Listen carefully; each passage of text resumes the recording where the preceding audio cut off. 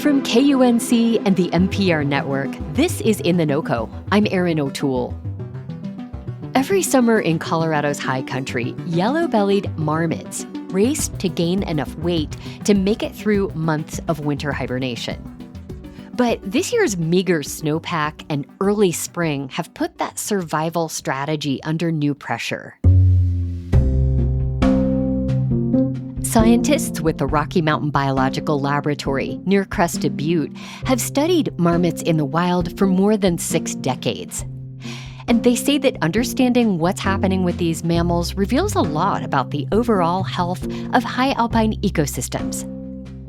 Later this month, the Rocky Mountain Biological Laboratory Marmot Project is set to turn serious science into a fun public competition with the launch of the first ever Fat Marmot Week.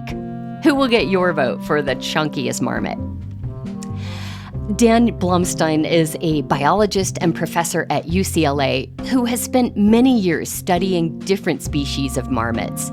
He co-leads the Marmot Project and joined me to talk about these chunky ground-dwelling mammals.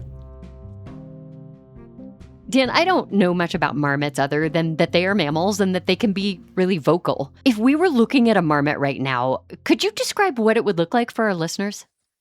Kind of cat-shaped, stubby legs, bushy tail, rear up on their hind legs, and like a prairie dog. Like a prairie dog, but substantially larger.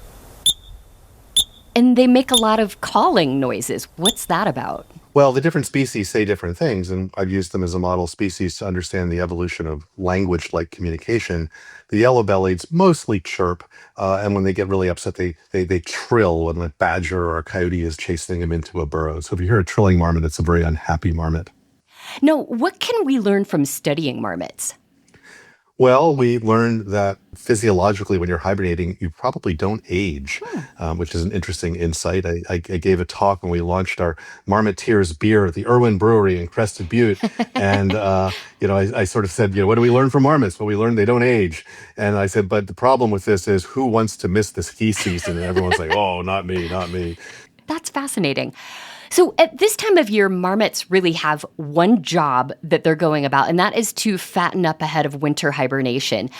This year, we had an earlier start to the warm weather, which meant they emerged earlier. What sort of problems does that create for marmot health? In environmental change science, we think about mismatches. Organisms, whether they're plants or bees or marmots or birds, evolve to a certain expected timing of seasonal events. And that maybe because there are different cues, because it melts out earlier or it's hotter, animals change the timing of those events. Mm-hmm. When you think about a marmot getting up earlier, initially you say, well, that's probably good. They got to get fat, to survive the winter. Yeah. Turns out there's an optimal length of days to be active because every day you're out of the safety of your hibernation burrow, you're facing some risk of getting killed by a fox or a coyote or an eagle or a badger. So the marmots emerge chunky. So we've got some hefty marmots. We're just celebrating this obesity. I love it. Well, that brings us right to Fat Marmot Week. Where did this idea come from, Dan? I've been joking we should do Fat Marmot Week for years because there's Fat Bear Week and everyone's interested in that. Right. But by this time of year, we're all exhausted. This year, my students, Emily and Katie, put their foot down and said, we're doing it. I said, we're too exhausted by this time of year. They said, we're doing it. I spent all summer taking pictures of marmots getting obese, and they're running it right now. And then there'll be a vote off starting on the 24th. You said you were exhausted. You're all exhausted. Is that because this is the busiest time of year for studying marmots? We have a 5-month field season. We typically ski in on April 17th to the Rocky Mountain Biological Lab. This year we walked in, there was 0 snow. And then we've been trapping marmots longer than usual because they've been active longer than usual. And we had a big pup year as well. So it's just a lot of work having a 5-month field season. And it gets exhausting. Sure. And that's understandable. And, but these guys are unexhaustible. Sounds like it. Okay, so this bracket-style tournament runs August 24th through the 29th, where people can cast their votes. What should voters be looking for as they choose the marmot that's most ready for winter? A good marmot for this time of year, and a little later, will look like a bread loaf and have a new coat of fur. Okay. So, people can look for that coat of fur. People can look for the bread loafness. Yeah. People can look for the bowling pin if they're rearing up. Okay. We're also going to science it. So we're also going to sort of use some fancy statistics to say, well, here's our expected weights of these guys. So we have they'll get the average weight.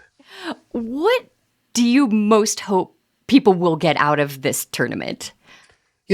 Sharing what we do with others is fun, whether we're supported by the federal government or not, and we're not now. We believe that science outreach is important. We believe that sharing what we learn from a long-term study of a mammal is fun. And I think this is a gateway drug for that in the sense that people are learning more about marmots, and that's great.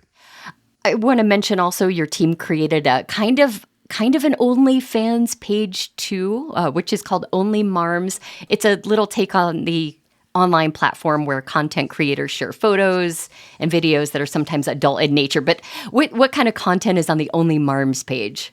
Well, Only Marms is on OnlyFans, so you have to log into OnlyFans in order to get to Only Marms. Okay. And we created this out of exasperation because we're struggling with support. But it's all G-rated. Occasional TG, a scuffle or something, a marital spat. Ooh. But typically it's just cute marmots doing cute things. And we're getting all these cute videos because we're putting game cameras out right next to their burrows, and we're seeing stuff we don't usually see when we're normally 100 meters away looking at them with telescopes and binoculars. So it's fun. Yeah, very fun. All right. I know this is a playful premise, but the stakes for these animals are very real.